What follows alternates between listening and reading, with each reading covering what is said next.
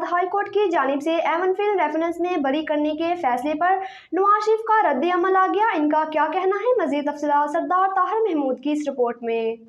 Islamabad high court ने Avon field reference में मुस्लिम league नून के कायद नवाज शरीफ को बरी कर दिया, जबकि नैब ने फ्लैगशिप रेफरेंस में साबिक वजीर आजम की बरियत के खिलाफ अपील वापस ले ली, जिसकी बुनियाद पर अदालत ने यह मामला निपटा दिया।